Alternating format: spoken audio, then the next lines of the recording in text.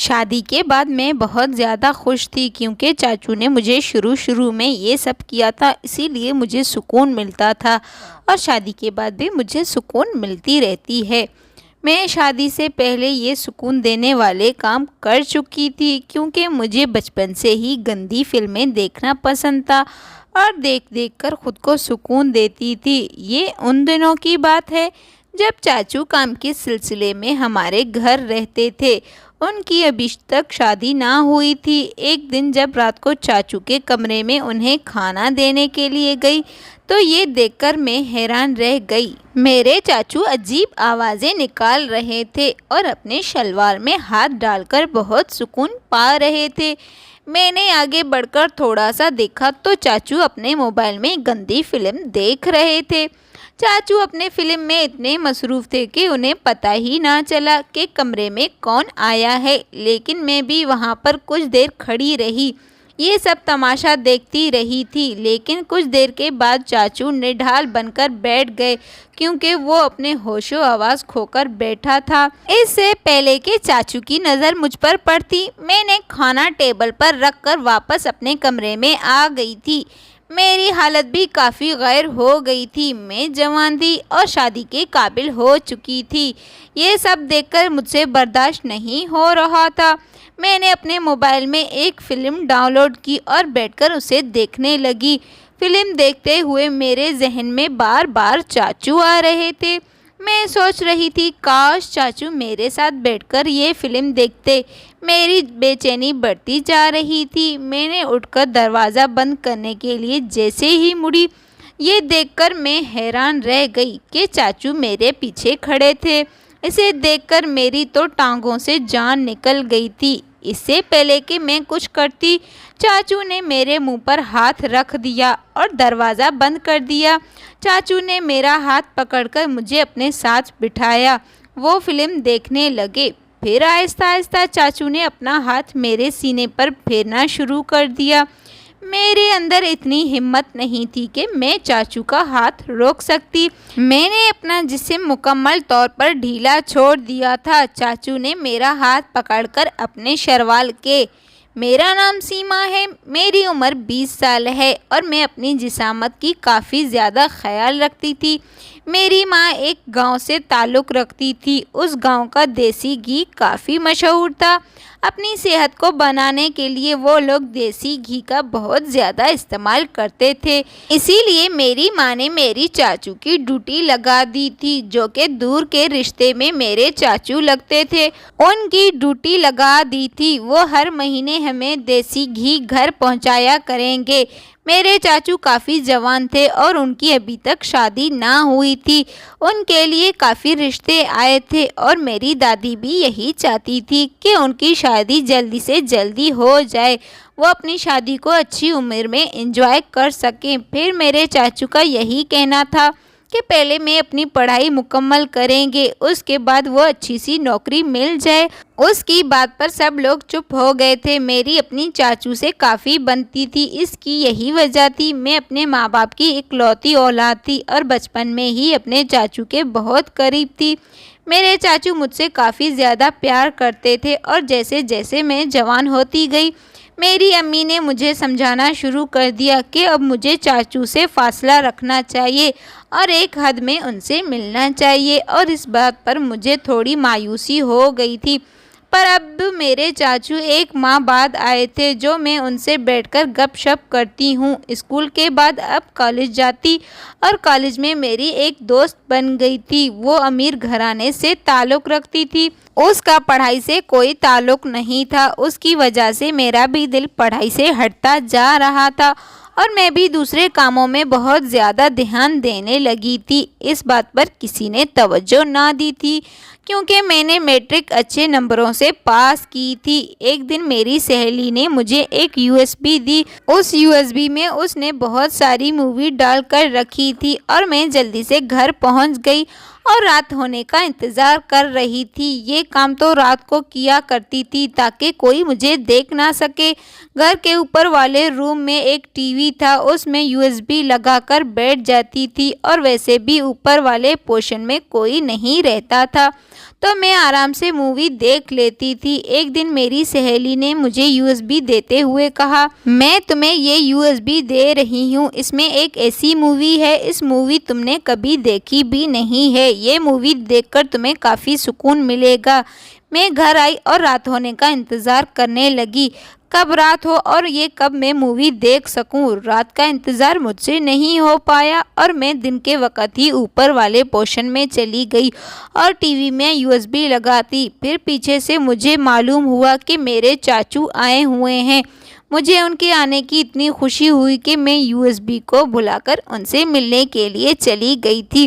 मेरे चाचू की पढ़ाई मुकम्मल हो चुकी थी, अब वो नौकरी तलाश करने के लिए हमारे घर रहने के लिए आए थे। पूरे दिन चाचू से बातें करती रही और अम्मा ने चाचू से कहा कि तुम ऊपर जाकर सो जाओ, इसीलिए चाचू ऊपर वाले कमरे में सो गए जिसमें वो टीवी भी लगा हुआ था। मुझे फ़ौरन याद आया यूएसबी टीवी के अंदर है, लेकिन अब कुछ भी नहीं हो सकता था क्योंकि चाचू ऊपर कमरे में चले गए थे।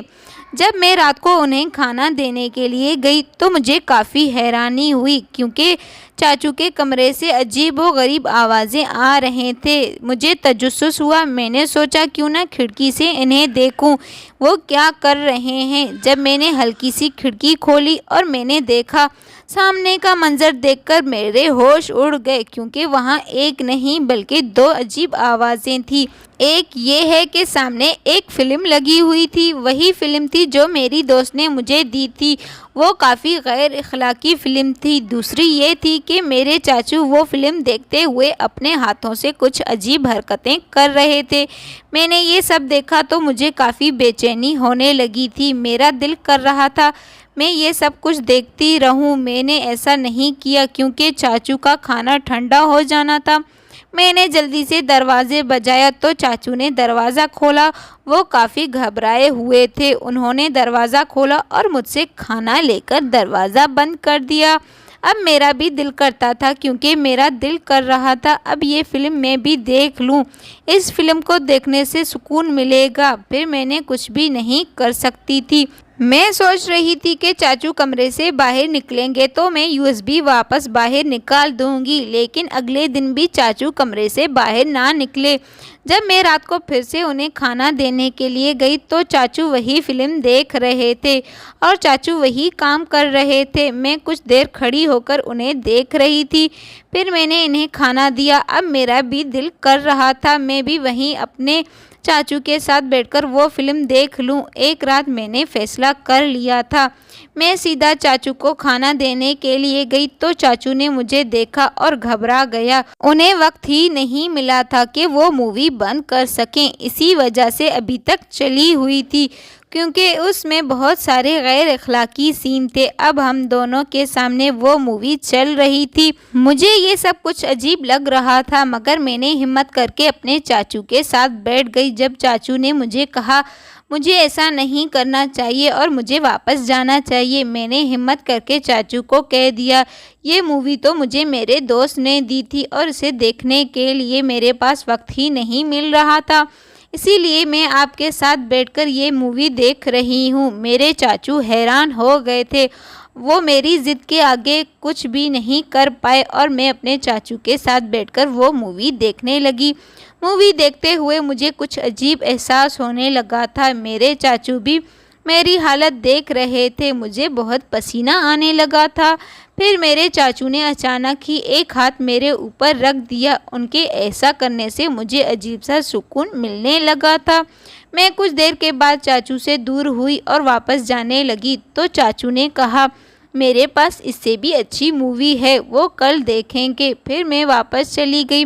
पूरी रात बेचैनी से नींद नहीं आ रही थी। मुझे ऐसा लग रहा था कि कुछ मेरे साथ हो रहा है। अगली रात जब सब लोग सो गए थे तो मैं चाचू के रूम में चली गई थी और फिर वही मूवी हम दोनों ने मिलकर देखने लगे थे। मूवी देखते हुए चाचू फिर से वही हरकतें करने लगे थे जिससे देखकर मुझे सुकून मिल रहा था। कुछ देर के बाद फिर से वो मेरे करीब आने लगे थे और आराम से मेरे साथ काम करने लगे थे। मैंने उन्हें मना किया फिर भी वो कहने लगे कुछ भी नहीं होगा, तुम बेफिक्र रहो। इस पर मैंने उसे वो सब करने दिया जो चाचू चाहते थे। कुछ देर के बाद मुझे बहुत तकलीफ़ होने लगी थी। उसके बाद मुझे बिल्कुल सुकून मिलने लगा था, जैसे मेरे दिल को ठंडक मिलती जा रही थी। मुझे ऐसा लग रहा था जैसे मैं आसमान में उड़ रही हूँ। चाचू ने मेरे साथ वही मूवी वाला सीन कर दिया। मुझे बहुत ही मज़ा आया। वो काफ़ी तजुर्बे से काम कर रहे थे। मैं उस रात को काफ़ी लेट से अपने कमरे में चली गई थी और काफ़ी थक चुकी थी। जाते ही आंख लग गई और मैं सो गई। चाचू की नौकरी एक बहुत अच्छी जगह लग गई थी, इसीलिए अब उन्हें हमारे पास ही रहना पड़ेगा। इसका यही मतलब हुआ अब हम दोनों हर रोज़ यही काम करते रहेंगे और एक दूसरे को सुकून देते रहेंगे। इसकी वजह से मेरे अंदर बहुत सारी तब्दीलियां आने लगी थी। मेरी माँ मुझे देखकर कहने लगी, देखो बेटा, उम्र से पहले ये तब्दीलियाँ अच्छी नहीं हैं, इसीलिए मैं अपनी हरकतें बंद करूँ। उनकी बात सुनकर मैं परेशान हो गई थी। अब मैं क्या करूँ? इस काम की तो मुझे आदत पड़ गई थी। मैं इसके बगैर नहीं रह सकती। मैं हर रोज़ अपनी सहेली के यहाँ जाती, उससे यूएसबी में नई फिल्म लेकर आती थी। मेरे चाचू भी मेरा इंतज़ार करते थे, पर एक रोज़ हद हो गई जब मेरी अचानक तबीयत बहुत ज़्यादा ख़राब हो गई थी। अम्मा ने मुझे देखते ही कहने लगी, तुम ऐसा क्या कर रही हो जो तुम्हें इतनी उपकारियाँ आ रही हैं? लेकिन यहाँ तो मेरा डर के मारे बुरा हाल था। लेकिन जैसे ही मैंने ये खबर अपने चाचू को सुना दी तो वो कहने लगे, तुम फिक्र मत करो, मैं हूँ ना, तुम्हें एक ऐसी दवाई दूंगा जिससे तुम्हारी तबीयत बिल्कुल ठीक हो जाएगी। अगली रात चाचू मेरे कमरे में आए। उन्होंने मुझे वो दवाई दे दी। लेकिन अब मैं बहुत ज़्यादा खुश थी क्योंकि मैं जानती थी अब जितना मैं चाहूँ वो काम करूँ, अब मुझे कुछ भी नहीं हो सकता। अब फिर से मैं चाचू के पास चली जाती और हम दोनों बैठकर वही मूवी देखते थे। जो चाचू कहने लगे, देखो, अगर तुम्हारी माँ को इस बात का पता चल गया वो तो तुम्हें भी नहीं छोड़ेंगी और मुझे भी, इसीलिए अब हमें इस काम को बंद कर देना चाहिए। पर मैंने उन्हें कहा, देखो, जब तक आपकी शादी नहीं हो जाती मुझसे सुकून ले सकते हैं, प्लीज़ आप अपने आप को मुझसे दूर मत करें। इस तरह वो भी मजबूर हो गए थे। फिर अचानक एक रोज़ अम्मा ने एक लड़की का बताया। जब मैंने उस लड़की को देखा, उस लड़की को देखकर मैं तो हैरान रह गई। वो लड़की मुझसे भी ज़्यादा खूबसूरत थी। वो काफ़ी ज़्यादा खूबसूरत थी और उसे देखती जो भी देखता तो रश्क भरी निगाहों से देखता। वो बहुत ज़्यादा हसीन लड़की थी। उसे देखकर मुझे जलन होने लगी। ये सब चाचू ने भी महसूस कर रहे थे, पर वो लड़की मुझे बिल्कुल भी अच्छी नहीं लगी थी। पर फिर भी मैंने चाचू से कहा, ये लड़की बहुत अच्छी है, आप इससे शादी कर लें। फिर चाचू कहने लगे, देखो, अगर मैं इस लड़की से शादी करूँगा तो तुम्हें उस तरह का वक़्त नहीं दे सकूँगा। फिर सिर्फ इस वक़्त पर उस लड़की का हक होगा। मैंने चाचू को कह दिया, ठीक है, आप शादी कर लें, बाकी आगे मैं खुद देख लूँगी। मैं जानती थी मुझे क्या करना है। इस तरह रिश्ता भी पक्का हो गया। वो लड़की हमारे घर आती जाती। वो काफ़ी फैशन वाली लड़की थी। मैं तो उसका फैशन देखकर हैरान रह जाती। ये तो मुझे भी नहीं आती थी। एक रोज़ उसने रेशमी कपड़े पहने हुए थे और मेरे चाचू उसे गौर से देख रहे थे।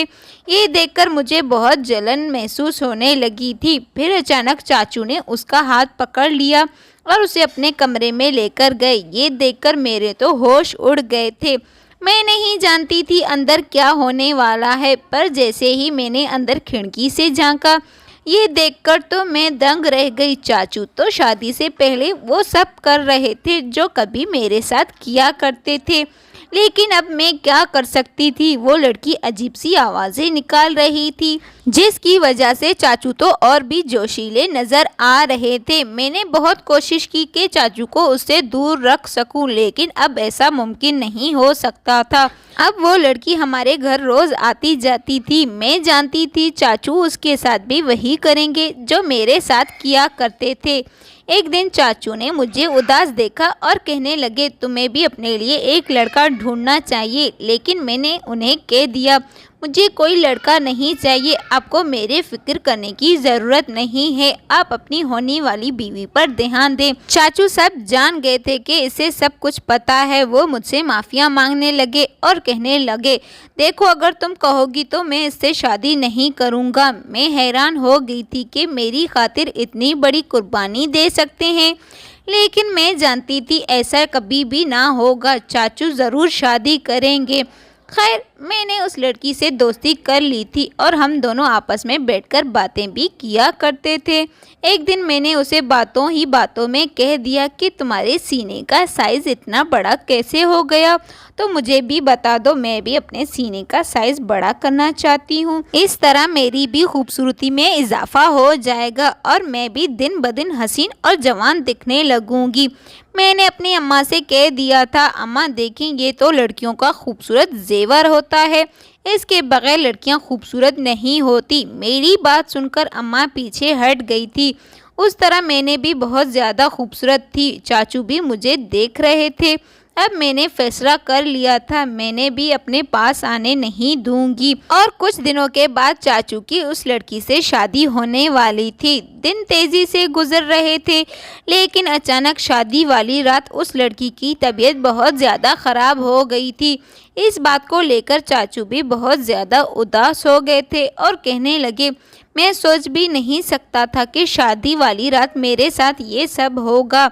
मैं अंदर से बहुत ज़्यादा खुश हो रही थी और ऊपर से चाचू के साथ दुख सुख में शरीक थी। कुछ दिनों के बाद वो बिल्कुल ठीक हो गए थे और चाचू उसके साथ हनीमून पर जाने लगे। तभी अचानक वो लड़की कहने लगी, देखो तुम भी हमारे साथ हनीमून पर चलो।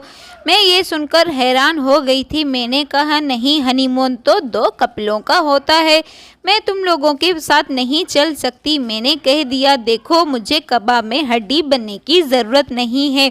तो वो लड़की कहने लगी, तुम हमारे साथ होगी तो तुम हमारी तस्वीरें बनाओगी, वरना हमारी तस्वीरें कौन खींचेगी। तुम भी हमारे साथ चलो। चाचू भी हैरान हो गए थे और कहने लगे, हाँ हाँ ठीक तो है, तुम भी हमारे साथ चलो, ये ठीक तो कह रही है। मैंने भी इनके साथ जाने के लिए तैयार हो गई थी। अम्मा ने मुझे मना किया था, देखो तुम वहाँ नहीं जाओगी, तुम वहाँ जाकर क्या करोगी। मैं भी मजबूर थी और ऊपर से मैं क्या करती, मेरा भी दिल कर रहा था कि मैं इन दोनों पर नज़र रखूं और इस तरह मैं इनके साथ मरी चली गई। लेकिन चाचू के पास इतने पैसे नहीं थे कि वो 2 कमरे बुक करवा सकते, इसीलिए उन्होंने एक ही कमरा बुक करवा दिया था और इस तरह हम तीनों एक ही कमरे में रहते थे। जब रात को मैं थक हार कर सो जाती थी तो मेरे कानों में अजीब सी आवाज़ें आने लगती थी। जैसे ही मैंने अपनी आंखें खोली तो सामने का मंजर देखा, हैरान हो गई। मुझे अपनी आंखों पर यकीन नहीं आ रहा था। चाचू और वो लड़की वो काम कर रहे थे जो मैं सोच भी नहीं सकती थी। मुझे अपनी आंखों पर यकीन नहीं आ रहा था। मैं ये सब अभी तक देख रही थी, सुकून भी पा रही थी। कुछ देर के बाद चाची फारिग हो गई थी और वो लैपटॉप में वही मूवी देख रहे थे और मैं भी अपनी हल्की सी आंखें खोलकर वो मूवी देख रही थी। ये फिल्म तो हम दोनों ने कई मर्तबा देख चुके थे। अचानक चाचू की नज़र मुझ पर पड़ी तो उन्होंने मुझे अपने पास बुला लिया। ये देखकर मैं और भी ज़्यादा डर गई थी। मैं सोच रही थी ना जाने क्या होने वाला है। मैं इनके इरादे को जान गई थी, लेकिन मेरा दिल बहुत घबरा रहा था। मैं इस मौके को गंवाना भी नहीं चाहती थी, इसीलिए मैं भी उनके पास चली गई और उन्होंने मुझे अपने पास बिठाया और कहने लगे, देखो ये वही फिल्म है जो हम तुम साथ में देखते थे। और मैंने कहा, चाचू देखो, अगर चाची जाग गई और हमें फिल्म देखते हुए देख लिया तो ना जाने क्या होने वाला है, इसीलिए आप इस फिल्म को बंद कर दें, आप भी सो जाएं और मैं भी सो जाती हूँ। तो चाचू कहने लगे, देखो तुम्हारी चाची की नींद इतनी पक्की है, वो इतनी आसानी से नहीं जगने वाली है। देखो तुम फिक्र नहीं करो, हम जो भी करेंगे तुम्हारी चाची को बिल्कुल भी पता नहीं चलेगा। मैंने कहा, मुझे इस बात पर बिल्कुल भी यकीन नहीं है। देखो अगर हमारे ये सब कुछ करने पर चाची जागी तो मैं तुम्हारे साथ वो सब कुछ करूँगा, लेकिन तुम्हारी चाची बिल्कुल भी नहीं जागेंगी। मैंने चाचू को कहा, अगर ऐसी बात है आप कुछ ऐसा करें जिससे चाची के जागने का चांस हो। लेकिन चाची फिर भी ना जागी। मैंने चाचू की बात मान ली थी। इस सिलसिले में चाचू मेरे साथ वो सब कुछ करने लगे थे। ये देखकर मैं तो और भी ज़्यादा हैरान थी। शादी के बाद वो मेरे साथ ये सब कुछ करेंगे, फिर भी मुझे बहुत मज़ा आ रहा था। वो दोनों हाथों से मुझे सुकून दे रहे थे जैसा मूवी में चल रहा था। चाचू भी बिल्कुल वैसा ही कर रहे थे, पर मेरी नज़र चाची पर थी, कहीं वो जाग ना जाएं। इसीलिए अब वो ऊंची आवाज़ें निकाल रही थी, लेकिन चाची फिर भी ना जागी। अब मुझे बहुत मज़ा आ रहा था और मैंने चाचू को कहा, चाचू देखें, आप जीत गए और मैं हार गई। देखो अब तुम मुझे भी सुकून दो, मैंने भी तुम्हारा बहुत इंतज़ार किया है, तुम्हें बहुत मिस करता था। जो बात तुम में है वो तुम्हारी चाची में मज़ा नहीं आता। लेकिन चाचू अचानक कहने लगे, तुम में इतनी तब्दीली कैसे आ गई? वो मुझे देखकर कहने लगे। चाचू की नज़र मुझ पर जमी हुई थी। मैं समझ गई थी वो किस बात का इशारा कर रहे हैं। मैंने चाचू को आंख मार कर कहा, ये तो आपकी बीवी ने मुझे बताया है। चाचू मुझे देखकर कहने लगे, अच्छा ठीक है, तुम अभी मुझे भी सुकून दे दो। मैं उनकी बात समझ गई। मैं फिर से उन्हें सुकून देने लगी। वो मुझसे जो भी करवाने के लिए कहते मैं वैसा ही करती थी। रात गहरी हो चुकी थी, मैं थक गई थी और सो गई थी। अगली सुबह जब चाची उठी और नहाने के लिए चली गई, वो बहुत ज़्यादा खुश थी। मैं उनकी बात सुनकर खामोश हो गई थी और चाचू कहने लगी, ये रोज़ सुबह को नहाती है, इसकी आदत है। चाचू की बात सुनकर मेरी जान में जान आ गई। शुक्र है चाचू ने मुझे बचा लिया था। इस तरह मैं भी नहाकर फ्रेश हो गई थी। जब हम तीनों मरी में हैं, मेरे साथ ये सब कुछ होगा, मैं ना चाहते हुए भी मुझे इनकी तस्वीरें बनानी पड़ती थी। लेकिन अब मेरा मकसद कुछ और था। रात होने का इंतज़ार करती थी और इस तरह छुपकर मैं इन दोनों को वो सब करते हुए देखती थी। पर जैसे ही चाची सो जाती तो चाचू मुझे अपने पास बुला लेते थे। लेकिन मैं ये जानती थी कि ये सब गलत है और ये सब कब तक होता रहेगा। लेकिन वो दवाई मेरे पास थी, इसीलिए दवाई के सहारे मैं ये सब करती थी। लेकिन मुझे किसी की भी फिक्र ना थी।